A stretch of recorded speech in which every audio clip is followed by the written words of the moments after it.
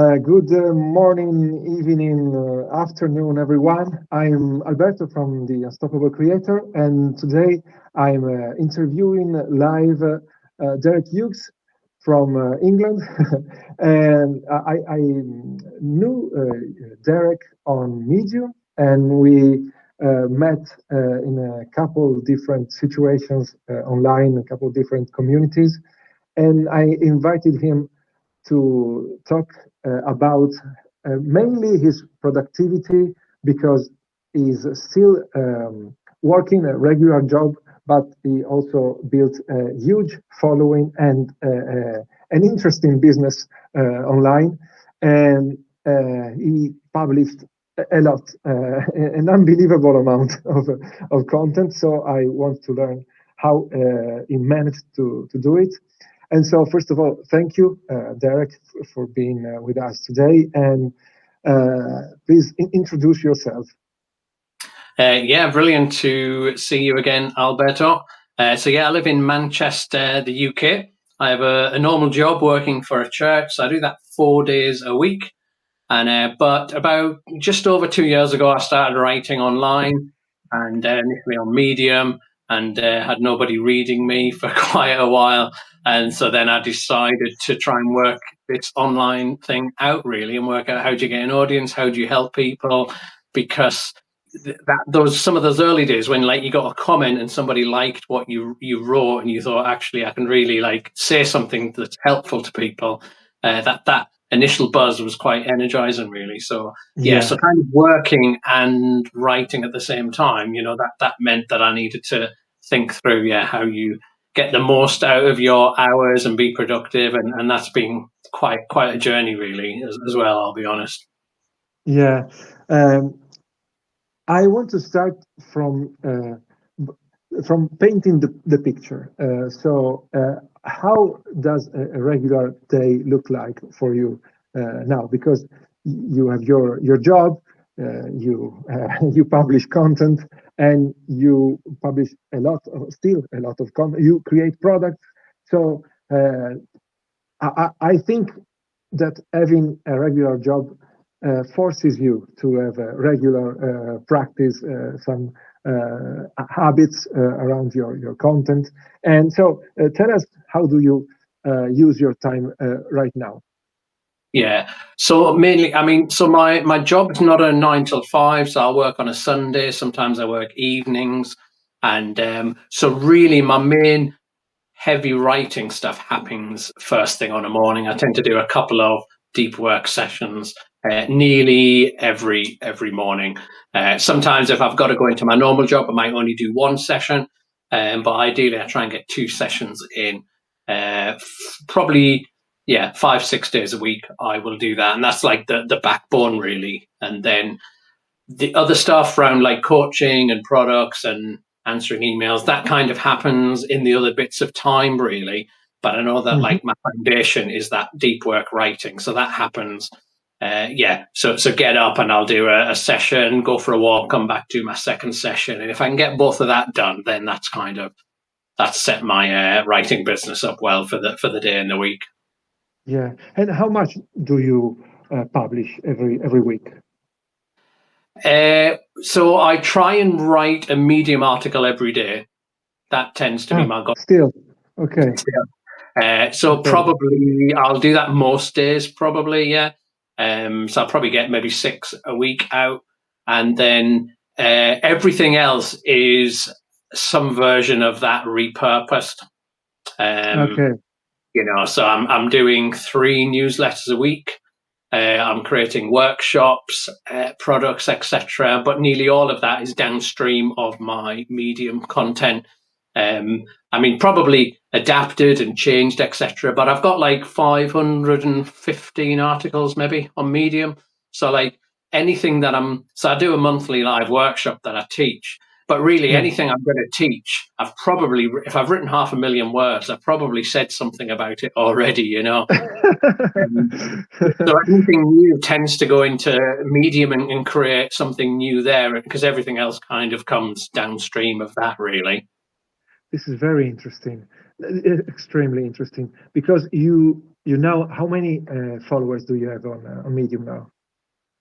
21,000. Yeah, it's it's a large enough audience to get interesting feedback and valuable feedback to decide what to do, right? Okay, yeah. And so I'd really love to know everything about your process, but uh, let's start from the last thing you touched. Uh, I think that this uh, kind of repurposing you do, and maybe it's expanding, I guess, in some cases. Uh, it, I think, yeah, from what I see from the outside, I see that you publish a lot of articles, and this is an incredible starting point. And but uh, maybe the repurposing part is the is harder maybe for some for many writers, especially beginner writers, and because maybe sometimes you don't want to repeat yourself, or you can't imagine how you can turn an article in something different, but that doesn't require starting from scratch. So how do you uh, um, guide us through, for example, an example of an article you after you published it on Medium. What makes you decide? Okay, I will reuse this article, and I will reuse it in this way, and I will transform it this way. So guide us through the process. Yeah, so I mean, if I think about Medium to Substack Yeah. as an example to talk Okay. through, I mean, one Medium article can go in lots of different places, but if I talk about Substack, so I started on Substack maybe 7 months ago, and quite a few writers were telling me to come, and it was like I don't have capacity to come on Substack. I can't like do more Of stuff. course. You know what I mean? But then I started to think about repurposing and think, well, actually, I've written loads of stuff. And so essentially, what happens on Substack is uh, I look at my Medium stuff from 3 months ago. So Substack Hmm. doesn't get this month's Medium; it gets 3 months ago Medium. And if I've so 3 months ago, I might have written 30 articles on Medium, but actually, Yeah. Medium has told me which ones are any good. So really, Yeah. what happened is my paid subscribers get 4 articles a month off me. So my paid subscribers get my best 4 articles from that Medium month, typically. Yeah, so I look at which Okay. ones performed, etc. So I think they're the best, so they're going to go to my paid subs, and then the next best 4 will go to my free subs, which go on a Monday. I mean, that's usually. I mean, occasionally I'll write on Medium about Medium, and if that's done really well, I probably won't repurpose that. I'll look at something else, and if I know what Substack, as I learn more about what my Substack audience likes, I may tweak it myself because I look and think, actually, that's the sort of thing they like. But my starting point is I'd look at the Medium stats as my guide of actually what did well here, what is of most interest to people. And that's how I would use that as my kind of guide, as it were. But add in my own knowledge of Substack to tweak that decision a little bit. And then I would just read through the article, and because I wrote it, yeah, I mean, 3 months ago is not too bad. If I'm repurposing from 6, 9 months ago, my thinking might have changed, or Ah, my okay. writing, my writing might have improved. I might not believe some of the things, so I'll normally read through it and just decide whether I want to tweak it or what I'm learning about what works now. And I'll just make a few tweaks as I kind of read through it.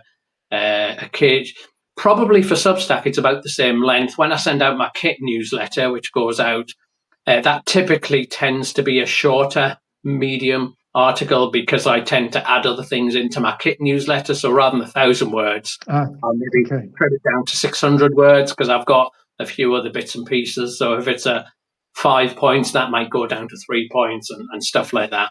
So Okay. So first of all, thank you to everyone who's joined, and thank you for the kind words, Ashley and Peter in the chat. Please keep them going. If you have any question for Derek, just put it in the chat, and we'll try to answer everything. Uh, I was yeah. So how long? So basically, you take the best articles, and never just copy paste them, but always try to read them and maybe, if necessary, update them based on something that could have changed or based on the plat on Substack, on what works on Substack, basically. Yeah, I mean, sometimes I'll read it and I mean, most writers were quite critical of ourselves, aren't we? So sometimes I'll read it and I'll be like, oh, that's not bad, that is it? You know what I mean? And it might just get repurposed. Other times I might read it and I'll be like, oh my word, what was I thinking there? You know, in terms of that paragraph or those sentences or something. You know Yeah, what I yeah. mean? I mean, it does depend a little bit on my time availability. You know, if I'm having a difficult week or things are a bit crazy, that may get shortcut that process. You know, and because if I've got a newsletter, it goes out every Monday. You know, it goes out every Wednesday on Kit, it goes out on every Friday, so it has to go out whatever's ready. But yeah, that's generally what I try to do. And so I guess the reason I don't feel bad and guilty about repurposing is because, Yeah. so for my Substack readers, essentially the content has been filtered, so it's get published on Medium. They're kind of having a look if it's any good or not. And so the Substack, don't tell the Medium people this, right? But Substack's getting the best of what's already been tested, And so, like, Okay. you're doing your audience, you're not cheating your audience by just whacking something else out. You're looking and you're reflectively thinking which is the best from that, and do I need to make any changes? And then you send it out. So hopefully you're kind of getting Absolutely. better as a writer, and you're using repurposing to serve your audience better.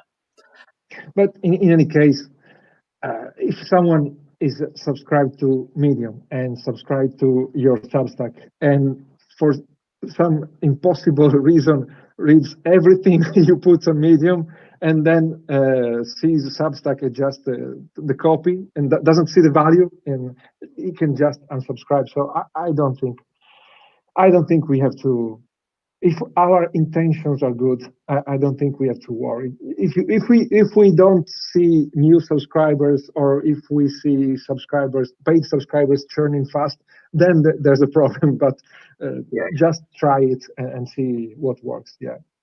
Yeah, and I mean, we probably know this, but actually, readers pay less attention to us than we think. Yeah, Absolutely, absolutely. so like you could even republish the same thing. I mean, you The could send same. a newsletter the same thing 2 weeks in a row, and like half the people are reading it didn't look last week. Yeah. Do you know what I mean? So like the fact that I do have same readers across lots of different platforms, they're all dipping it out of different things and skim reading and all that sort of stuff. And if Mm-hmm. they see something, they're like, I mean, we all repeat our ideas anyway. You know what I mean? Consistency is still important for a writer. There's not going to come to the day when I'm going to stop teaching consistency. You still need to serve your readers. Headlines still need to hook. There's some fundamental things we still need to teach. So you are going to repeat some stuff. And so, yeah, I don't think it's as big. The only writers who think it's a problem repurposing are those arrogant enough to imagine that everyone's paying close attention to what you write, and they And in any don't. case, you aren't selling subscriptions for $1,000. I mean, people are not. If you are not selling a high ticket product and just recycling what you published Yeah. on a $5 per month platform. Peter was asking an interesting question. Do you change your titles from the titles of your Medium articles when you publish them on Substack? So at the moment, I don't. I mean, because I'm only doing one a week, and I've only been here for whatever 30 weeks, 25 weeks. I've only got, to my free subscribers, I've only got like 25 articles to test from. But what I am noticing, and I need to give more attention to this, is the titles that do well on Medium don't always do as well on Substack. Yeah, I noticed. Yeah, yeah. So I do need to, at some point, actually look at my analytics. I mean, sometimes they do, but not always. So I haven't paid enough attention to work out what exactly, because on Substack you've got two audiences, haven't you? You've got your email list who get it, but then it also turns into this kind of article that gets shared on notes and all sorts of Yeah. stuff. So in that case, your title needs to work hard to grab attention, doesn't it? Whereas for your email list, it probably doesn't need to work as hard. So it does have dual purpose. for that. Yeah, I've seen that. I've seen long titles on Substack, but also very short and cryptic titles that I think worked just because the readers already knew the writer, so they would have they knew what the writer was talking about, even with just a couple words in the title. And I was wondering just I think yesterday if it could be a good idea to publish the newsletter with a shorter title, so people so the subject so people read the entire subject, and it doesn't get cut, and maybe change the title later when people share it on the platform, because some articles have a longer life on Substack. But Yeah, yeah, it is just an idea. I never tried it. yeah, yeah. So yeah, I mean, my data on titles on Substack's probably too small, really. To with only 25, Okay. 33 articles, you got to be careful about making any sort of Yeah, conclusion yeah. from that, can't you? But yeah. And talking, still talking about repurposing, how do you were talking about workshops before and products. Mhm. Uh, how do you expand or reuse your articles as products or for or in your products? I don't know what your process is. Yeah. Um, so like sometimes, I mean, I've done a lot of products over the last kind of 12 months, and some of them have literally been the best of medium put together. So when Okay. so actually, I mean, funny enough, my best selling product is my resource bank, which is a bunch of templates and cheat sheets and stuff. Yeah. And that was created accidentally because I had all these resources, templates to accelerate my productivity, and I was using all them. And every now and again, I would post it on Medium in some form. And I realized on Medium, whenever I put like templates or outlines, they all did really well. And then I was suddenly, I remember sitting in the garden and thinking, actually, I wonder whether I could like sell them all, And so I put them all together in a resource bank and I tidied them up a bit. And it's my best selling product probably. And that's really just what I use myself. And in various forms, it's appeared on Medium and in different places and stuff. So sometimes it just gets pulled together. Or I've got a one called Productivity Mastery, and when I realized, which is an email course Okay. written, so when I realized actually productivity and writing faster was a big interest, whenever I write about that, it goes really well. Yeah. And so then, I think actually I've written probably 30, 40 articles on that. And then I would just look back and work out from looking at my articles, I can work out my own thought processes. And then I just kind of gather that and put it in the form of a course. And I've got like the raw materials because it's whatever I was thinking at the time. And then if it's an email course, that's a bit easier because Medium Yeah. is written and then I can just tidy it up and include the best bits. But again, really, what people are getting in that course is what's being tested on Medium, and you're testing all your ideas out and you're sharing what you're learning and you're seeing what connects. And then from Yeah. that, you almost get the best of that gets turned into a course. So people can read my 515 articles to find the best productivity tips, or they could save 500 hours and buy it for $50. Absolutely. So like I'm Absolutely. doing the Yeah. work to put it, but it's not just a chat GPT or what's off the top of my head. It's like being road tested by 21,000 followers. And so Hmm. doing a favor for people, but I'm not starting writing from scratch when I'm Yeah, career. this is a very healthy mindset. I wrote a mini book for my paid subscribers here on Substack about the fastest ways to monetize. And yeah, there is this idea, just repackaging or curating and repackaging your best content, and yeah, putting it together in a logical way Yeah. is already additional value. Great, great. Because I Mm, mean, because what I do when I write, I am doing the cliche practice in public. I am kind of, this is what I'm mhm. learning, this is what I'm trying out, this is what I'm applying, and so I'm kind of thinking out loud as I write, and I'm testing stuff and seeing what I think as well as what readers think, and so. Not, I never create a product from scratch where I'm just thinking, what do I think? The way I test my thinking is in my Yes, writing, in Medium, Substack notes. And so, yes. yeah, everything I create of value is going to be downstream of that, as it were. This is so important because no one has all the time he or she needs to publish content, engage with the audience, create product, everything from scratch.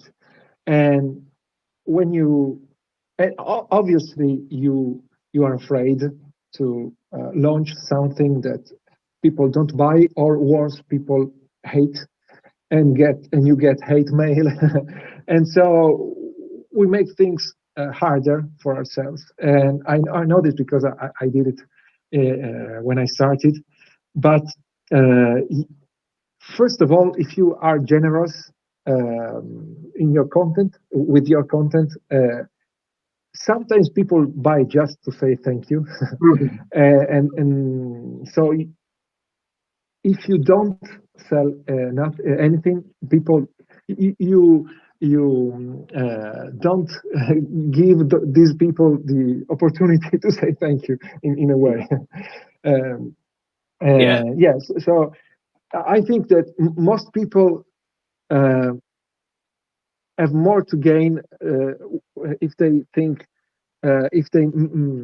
think uh, on, if their mindset is how, what's the smallest thing I can sell, and how can I sell something I already have in a way.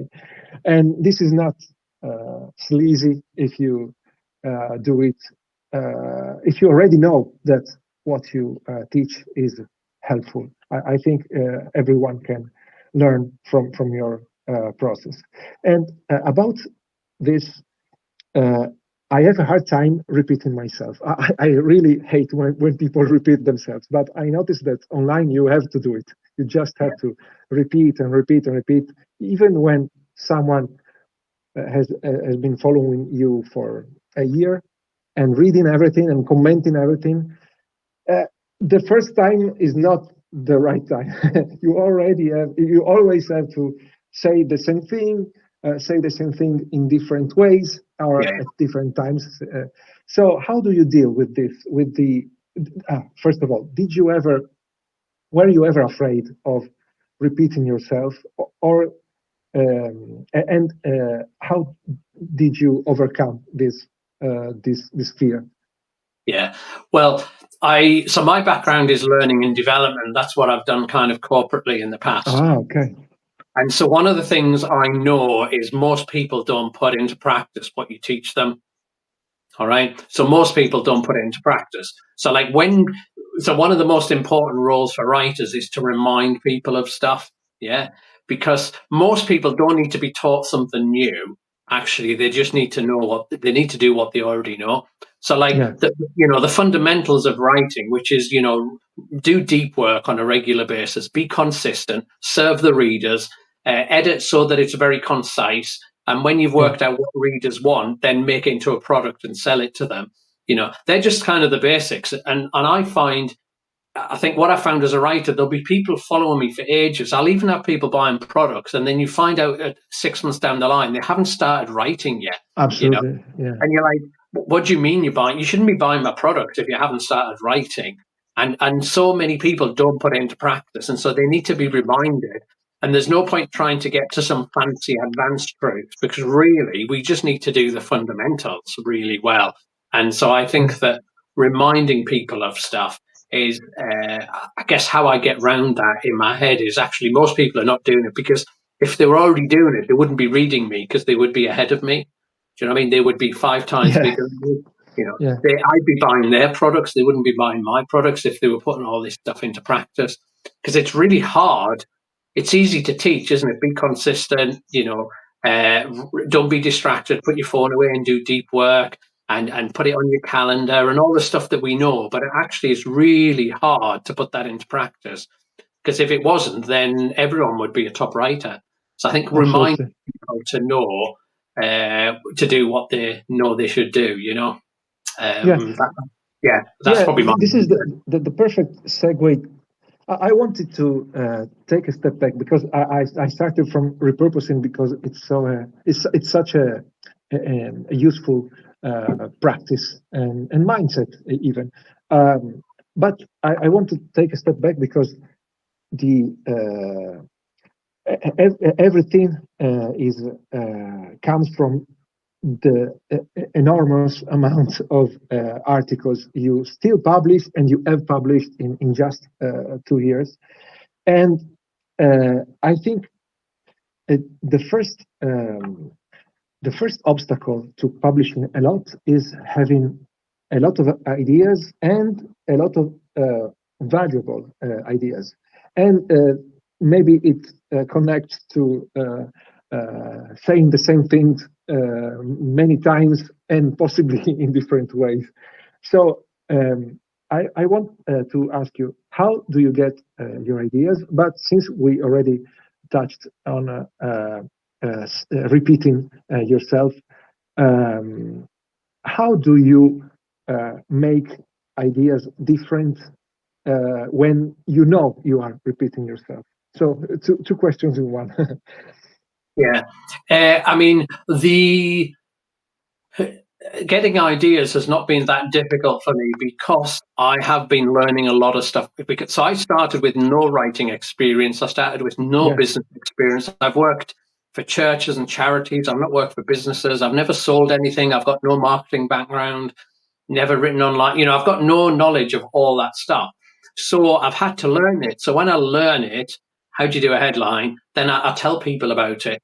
I realize that your writing needs to be concise. So I tell people about that. I learn how to do a landing page. I teach people about that, and so a lot of my writing comes out of my own experience. If I go away and learn something, put it into practice, and then I tell people what I've learned, what I've done.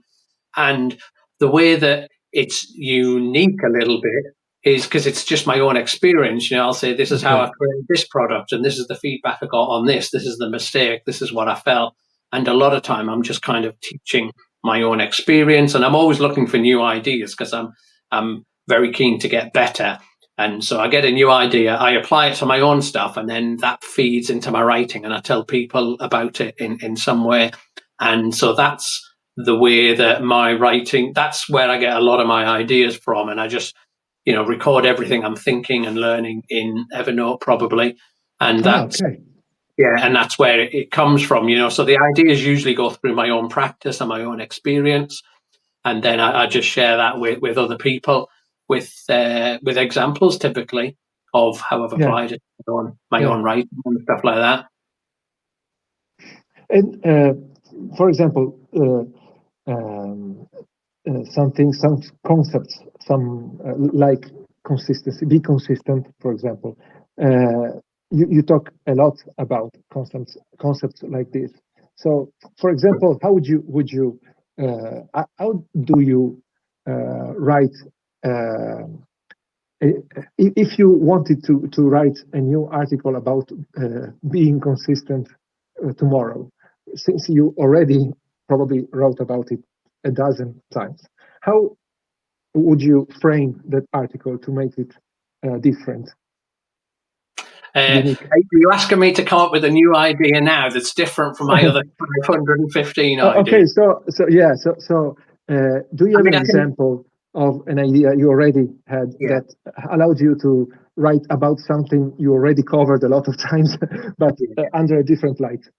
yeah. So I remember reading about compounding in Morgan Housel's Yeah, Psychology of Money, right? great So book. he's talking about compounding and how it helps for investment, and he's talking about how our brain can't comprehend the power of compounding. And it's the lots of newspapers together can reach the moon, and there's lots of visual illustrations about compounding, but he's talking about investing, yeah, and money. And then suddenly I'm like, that applies to writing.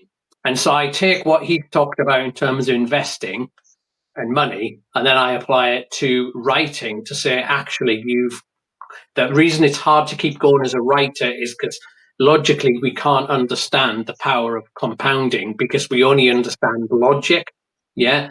And I guess a lot of my thoughts around consistency was like, how do I motivate myself to keep writing when I'm not getting any results? And I would have lots of mind tricks or mental models that would help me, that would keep me motivated. And so then I would use them to share with other people. And so, yeah, it'd be my own experience of what's motivating me and what like mental attitudes that have helped me through that. Right. This is a brilliant example. I think I wrote about it in the past. When you become a creator, you have your audience in the back of your mind constantly, and so you start seeing every experience, every lesson learned with the eyes of your audience and Yeah. through the eyes of your audience, and so yeah, ideas come faster. Okay, there are a couple of questions. So PLR was asking about stories and writing. He or she, unfortunately, there's no real name, is asking, yeah, how to communicate with each other through stories and writing. Uh, how do you use stories in your writing? Because you usually teach, you usually write to teach, and so you have listicles and tutorials. So a bit more technical kind of article, in my opinion. Not that that's what I've been doing all my life. And how do you use stories within your articles? Uh, yeah, so I mean, so stories would be something I've experimented with a lot. So I'd read like Storyworthy by Matthew Dix and think through like how do you use stories, how do you tell them, what works, what doesn't. And so I've got background as a public presenter, public speaker, where you tell long stories and hook people in. And initially, Yeah. I tried to apply the same strategy to writing, and for me, that doesn't work. Telling Ah, quite long stories, so yeah. I tend to tell quite short stories, like little anecdotes that would just drop in somewhere and would tend to develop like frameworks to keep it really tight. Like a story that might start from, when I started writing, I had no followers. Now I've got 21,000 followers.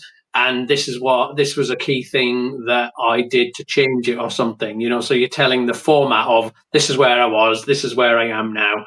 And then you kind of Yeah. fill in the gap with that. And I mean, you wouldn't normally do that if you were publicly speaking, because you would normally do an intro and a build up. But in online Yeah. writing, you've got to kind of keep them hooked. Yeah. Or occasionally, I don't do this a lot, although I did do it in an email I sent out today. I might drop them into the story with some sort of intriguing statement. You know what I mean? So this conversation with a cab driver changed how I thought Yeah. about writing, Exactly. and, Yeah. and then I would tell the story. So you've got but it would only be one paragraph for me because then I'm getting into the how to and the teaching because that's Yeah. like my style, etc. But I mean, Do you occasionally, use I mean, I the? did. Sorry, go on. Sorry. Go on. No, go on. Go on. Yes, I mean that's my staple as well. But every now and again, I'll experiment. So probably a week ago, I experimented with an article on Medium where I talked through my day and what my day looks like. It was a day Oh, when I wasn't in my normal job, so it was basically I wrote in the morning and then I had the afternoon off, and I made lots of money by doing that. But I talked through the nice. different aspects of my day, and that was a long narrative with the that was more like an inspiring of this is what is possible. This is the sort of freedom you Okay. can experience when you write. Um, but so that every now and again, I'll just experiment with something and see how it works. But most of my stories will be very small, very tight, with a very tight structure to keep Yeah. people attention, just to illustrate something. Because Do you use the exercise from Storyworthy where you take some time every evening to take note of the most important story from the day? I've done that in snatches, but I don't tend to do that particularly. I will Okay. more if I'm writing about something, then I might just think, have I got a personal story that I could just kind of drop in here that illustrates this? So I would normally do my topics just to. Do you say them when they happen, basically, or you just go through your memory when you have to write? Most of the time, I'll just go through my memory, unless Ah, it's directly related to my niche. So if it's to do with creating products or writing or something, then I might record that if it's directly related to my niche. Um, but other time, but I might. So I've took up like walking quite a lot and walking with a notebook and just letting your mind wander. And so sometimes what will happen with that is, if I've just been working on an article in the morning and I go for a walk, then a story about my kids or a story about something that happened might come to mind, and I think actually that could fit in just to illustrate. So I may get that a little bit, but I don't. I don't do the Matthew Dix of Homework for Life where I record lots of yeah. incidents, particularly. Um, Okay, thanks. I was distracted by the chat. There are a lot of messages, and thank you, Ashley and Pilar, for your words. And there is a technical question about having two newsletters. Maybe we can leave it for later. We have just about 10 minutes left, and so anyone, if you have a question, just put it in the chat. Um, just one crucial thing. If you write one article per day and you have a job, you must be very fast because you write long form. Maybe you don't write 2,000 articles, but still, don't even write 500 words articles because they just don't work on Medium. So how long do you spend on a single article, a new article? probably. Uh, it depends a little bit, but maybe like about an hour. Yeah, it's very fast. Oh my God. Okay. But yeah, an hour. But sometimes I can take quite a bit of time if I'm thinking through titles and angles and stuff. If I'm thinking, right, what's working right now? How do I kind of rephrase this, etc. But the bare bones can be done in an hour. Although I don't write it all in one go. I'll get like the idea outline on one day, then Yeah. I'll kind of write and fill in the blanks on another Yeah. day, and then edit on a last day. But yeah, sometimes it can take quite a long time on the headline or maybe the intro as well. If I'm thinking about what Yeah. angle to pitch it, but the writing. The other time it takes longer is if I'm trying to experiment with something. So if I'm experimenting with stories, for example, if I've read Matthew Dix and I'm thinking, right, I'm going to try stories, or if I'm like, I've read something on copywriting and it's like, right, I'm going to try and include that. That will slow me down, but that tends to happen when I've got a bit more headspace, as it And were. of that, how do you use that hours? How long do you spend on your outline, your draft, and your editing? Yeah, so typically one article takes 3 sessions. It gets touched on Okay. session, but generally when I write, I go where the energy is. So I'll have 3 or 4 articles on the go, almost like on a little conveyor belt type system. Mhm.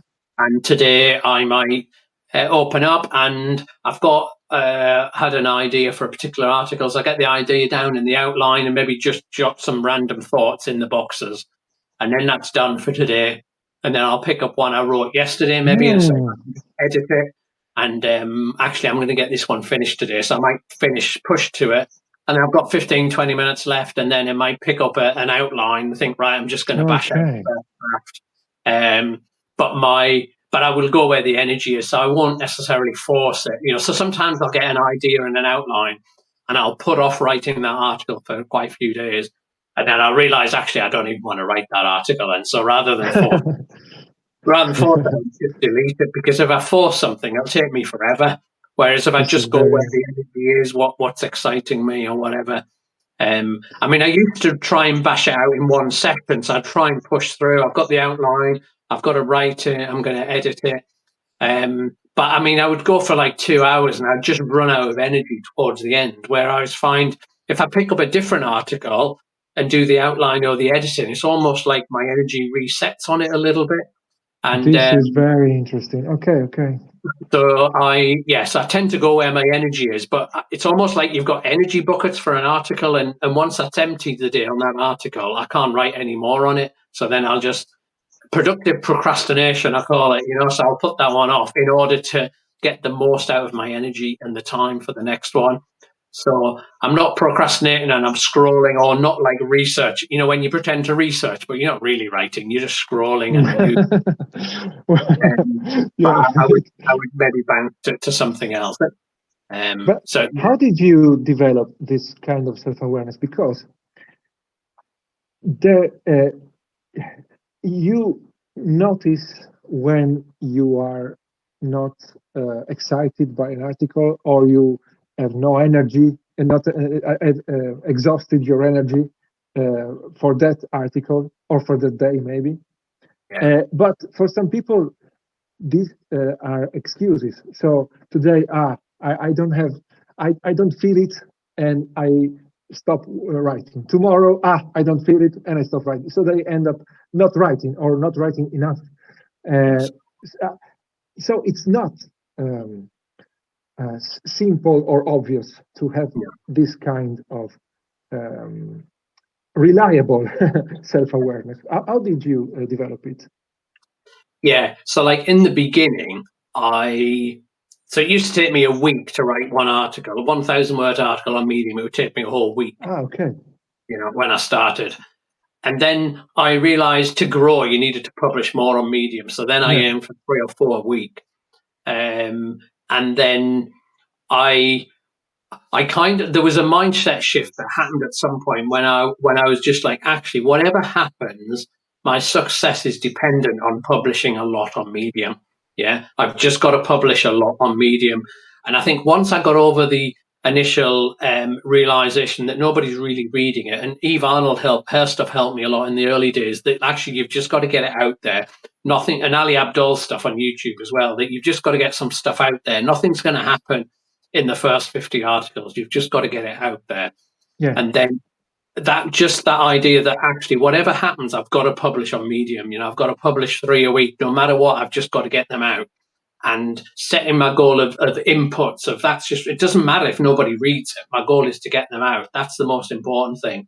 Because if I do that in a year's time, I will be somewhere really special if I can do it. I don't need to worry about the results just now. And so once I got to that, it becomes the norm. So like if I didn't publish so I can get away with not publish on Medium for a day.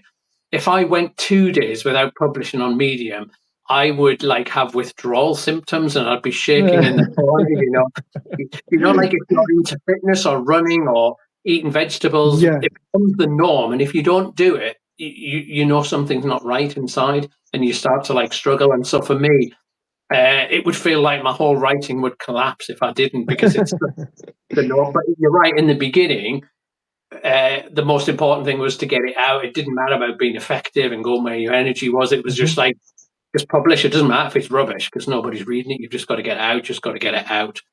So in the beginning, so I think depending what stage you're at, you need to apply the right piece of advice. And if you're a beginner, productive procrastination is probably not a helpful concept. The most helpful concept is just the only goal is to press publish at the start. Yeah. That's the only goal. Nobody's Yeah. reading it, so it doesn't matter that it's not very good. And if you don't have time for a long article, you just there's at least 3 platforms where you can publish short form text writing, and so there's no excuse. You can press publish every day. There's still, for me, the thing that slows me down the most is editing. I'm not a native speaker, so I sometimes need to fix the use of language. But at least 50% of the time I spend on an article, but probably more is spent on editing. So, how do you cut down editing? And did something change from the beginning to when you started regularly publishing 4 or 5 articles per week? Yeah. I mean, I can remember the day that my mindset shifted on this. I'd probably be doing, I don't know, maybe like 75 or 100 articles or whatever. So I'd start to get a little bit of traction, but I wanted to get Okay. more. And I was reading all the tips by like Nicholas Cole or whoever, and I'd realized there was all these secrets to effective writing. And I was like, all I need to do is take a bit more time to apply all the secrets to this article, and it's going to go fantastically well. What's the point of wasting time on half done articles? So I remember getting all the tips, and I spent extra time applying it all to a particular article, and it did worse than the other one. And so Okay. then I was just like, what a waste of time. Do you know what I mean? And then a week later, I'd written a long article, about 7 minutes long, so about 1,400, 1,500 words. And I thought, this is Hmm. too long. So I trimmed some out and published it. And the leftovers, I had about 400, 500 words. And the leftovers, I was just like, what am I going to do with this? And I was like, you know what? I'm just going to bang it out as an article. So I added a few more words and I just published it. Yeah. And it got boosted on Medium and with my best Ah. article, you know. And then I was Oh just my like, God. what is going on here? And Yeah. so then I was like, I published this on Substack Notes yesterday, actually. I was just like, actually, you just don't know what's going to go viral or what's going to Yeah. resonate. And you can spend all the time working out in your head, but you just don't know. So you test it in the market, not in your mind. You know, you just get it out. And so from that day onwards, I was just like, actually, you just get it out. And sometimes it'll fly and sometimes it won't, but you won't know in advance. And even now, 500 articles later, I can't guarantee it. So that just changed it. So then I just had an editing checklist. I'd go through it, tidy it up, and just send it out. And yeah, been like that ever since, to be honest. Yeah. Yeah. So you said there's no, it makes no sense to spend too long on editing. Yeah. Just, And just do enough, and that's it. Ashley is in the chat says that he is discouraged and stopped writing on Medium. I don't know what she writes about, so maybe it just is a problem with the topic. But in general, to a discouraged writer, what would you say to a discouraged writer who doesn't see um, traction and that thinks, okay, it's not worth it? Uh, how would you um, if you were in that situation, what would you do to get unstuck? Yeah, so it depends. So if somebody has written less than 50 articles, Okay. yeah, if you're medium, then I'd be like, actually, it doesn't matter, just get to 50. Do you mean just keep going Okay. to 50? The goal doesn't matter on subscribers, followers, or anything. Your goal is to get 50. Yeah. Um, then I would say once you become consistent, it's actually then you can start looking at the numbers and working out what's working, what's not. But don't look at the numbers every time you publish. You know, you probably want to look at the numbers once a month. You know, once a month, sit Once a down, look month. at all your stuff, see which ones work the best. I mean, if they're all rubbish, but one's done slightly better, work out why, and then you reuse that strategy and Hmm. pick one. I mean, you've got to write for at least 12. I mean, you've got to write at least 100 articles before you can get good. You know, you Yeah. don't learn writing from articles or watching stuff like this. You know, you've got to like and you don't just write 100 articles, you've got to apply a particular technique every month, learn one technique every month for 6 months and embed that, because to learn one technique takes you a month of writing to embed it in your writing style. Yeah. And so you've got to have 6 months of applying one writing technique every month, and then after that then you can start to look. But most people have read a few articles, maybe bought a course, written 5 articles, and then they're disappointed, you know. And I think having and this is where Eve Arnold helped me as well, this realistic expectation of, you know, you got to write 50 articles, you got to write for 2 years, she would say, before you can expect Hmm. anything. Um, Yeah. So it depends where somebody's at, but there's some of the thinking I've had that I've applied to my own writing, really. Yeah, Ashley wrote that she deleted the articles. I don't think I get the disappointment, but don't. I think one of my first articles I repurposed on Substack was about taking ourselves less seriously, or maybe just putting less. I don't know, emotion maybe in every article. So just remember that, okay, you believe in your article, but it's an article. Write it, publish it, and forget about it, and move to the next one. Maybe if the article um, gets traction, go back to it and understand what worked. Maybe some detachment helps. I think. Yeah, yeah, cool. Yeah. Okay. So our time's probably done, isn't it? What?